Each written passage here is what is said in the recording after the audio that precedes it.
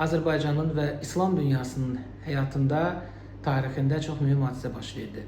Azərbaycanın qədim şəhəri olan Ordubad, İSESKA-nın İslam irsi üzrə ilkin siyahısına daxil edildi. Mən deməliyəm ki, Ordubad 1977-ci ildə qoruq şəhər statusu alıb və bu nəzərə alaq ki, ümummilli lider Heydər Əliyevin dövründə baş vermişdi və Heydər Əliyev Ordubada xüsusi diqqətlə yanaşırdı. Onun hətta Naxçıvana qayıdışından sonra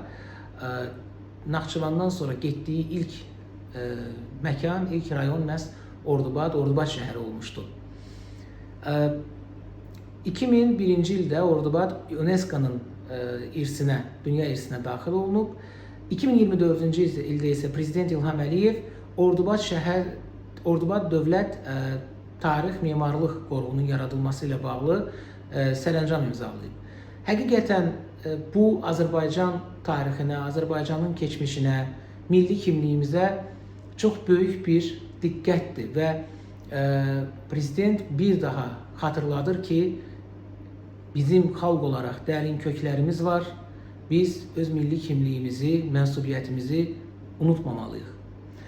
Onu da qeyd etməliyəm ki, 2021-ci ilin may ayında Prezident İlham Əliyev Ordubada səfər etmişdi və onun məhz Ordubad Cami Məscidinin qarşısında dayanması və nitq söyləməsi əslində son dərəcə unikal və böyük bir hadisə idi. Prezident yadımdadır ki, o zaman oradan Zəngəzur mesajını vermişdi.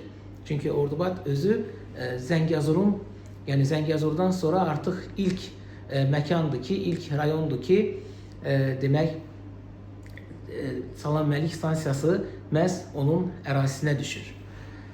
Və bugün, dünən daha doğrusu, belə bir müstəsna hadisənin baş verməsi bir daha Azərbaycanın dünya irsində, İslam dünyası irsində nə dərəcədə böyük rol oynamasından xəbər verir və bugün bu şərəfə Azərbaycanın ən qədim şəhərlərindən olan Səfəvilərin yadigarı, bundan qabaq digər Azərbaycanda mövcud olmuş yerli türk dövlətlərinin yadigarı olan Ordubad şəhəri bu diqqətə layiq görülüb.